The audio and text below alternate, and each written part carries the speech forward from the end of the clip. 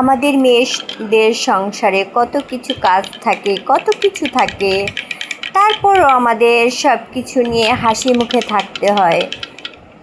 আমরা নারী, আমাদের সব কিছু করতে হবে, মনের ভিতরে এই ধরনের সাহস রাখতে হবে। আসসালামু আলাইকুম, আমি মেঘলা ঢাকা থেকে বলছি। আপনারা সবাই কেমন আছেন? আলহামদুলিল্লাহ, আপনাদের দোয়ায় আমি অনেক ভালো আছি। এই তো সকালে নাস্তাটা খেয়ে নিলাম। আমি সবসময় হালকা নাস্তা খাই সকালে। আর এই যে এখন লেবুর হালি 10 টাকা করে, তো আমি অনেকগুলো লেবু নিয়ে আসছি।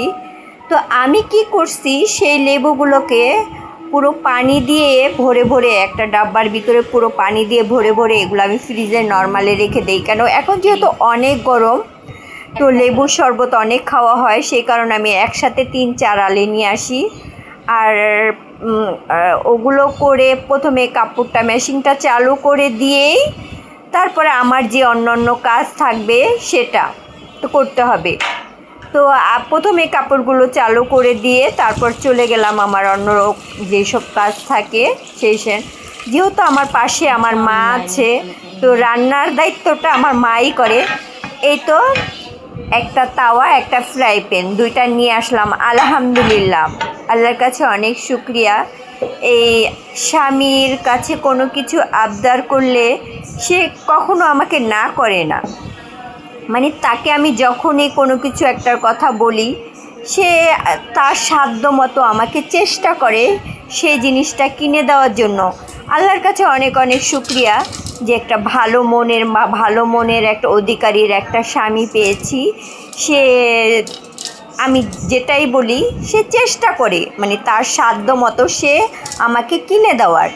আর এই তো কিছু ঝুড়ি নিয়ে আসলাম, কেন এখন এগুলা ঢেকে রাখার জন্য বা কোনো কিছু ঢেকে রাখার জন্য কিছু ঝুড়ি লাগে। তো কিছু ঝুড়ি, একটা ফ্রাই প্যান, একটা, আসলে মার্কেটে গেলে একটা কেনার চিন্তা করলে আরেকটা কিনতে হয়। আর এই যে এই বেডশিটটাও আমি নিয়ে আসছি। আসল কথা কি, মানে কিনতে যাব একটা আর সেখানে নিয়ে আসবো 2-4টা। কেন হয়তো হয়েছে, মেয়েরা একটা জিনিস কেনার কথা বলে কখনো তারা একটা কিনতে পারে না। তারা চিন্তা করে যে মার্কেটে যেহেতু আসছি, যেটা পছন্দ হয় সেটাই নিয়ে নিব। আর এই যে এটা আমার মেয়ের বাবু, মানে আমার মেয়ের বাবু বলতে আমার মেয়ের পুতুল।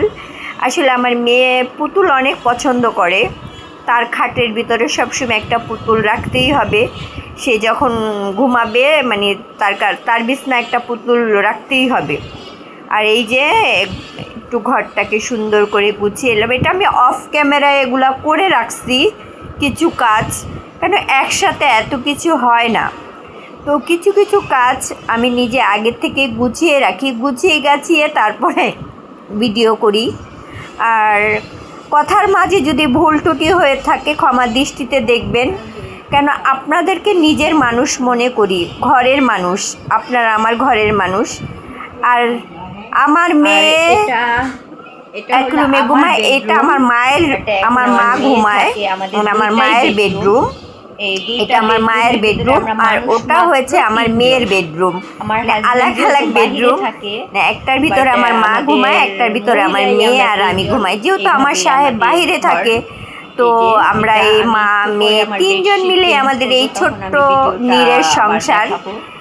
আর এই তো আপনাদের কাছে কেমন লাগে আমার ভিডিওগুলো অবশ্যই আমাকে কমেন্ট করবেন। আর আমার এই ছোট্ট পরিবারটা যদি আপনাদের কাছে ভালো লাগে, তাহলে আমার চ্যানেলটাকে একটু সাবস্ক্রাইব করবেন, কারণ আমি অনেক দিন হয় লং ভিডিও দিচ্ছি না, কেন ভালো লাগে না।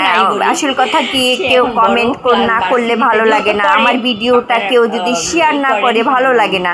তো আপনার একটা শেয়ার, একটা কমেন্ট, কিন্তু অনেক কিছু আসবে, ঠিক আছে, আমার ভিডিও করার আগ্রহ জাগবে, ঠিক আছে। আর এই যে পুতুলগুলো, সেগুলো আমার মেয়ের অনেক ছোটবেলার স্মৃতি। আমার মেয়ে এখন ভার্সিটিতে পড়ে, কিন্তু তার ছোটবেলার স্মৃতিগুলো আমি সবসময় ক্যামেরা বন্দি করে রাখি। মানে তার ছোট ছোট জিনিসগুলো আমি অনেক সুন্দর করে গুছিয়ে রাখি।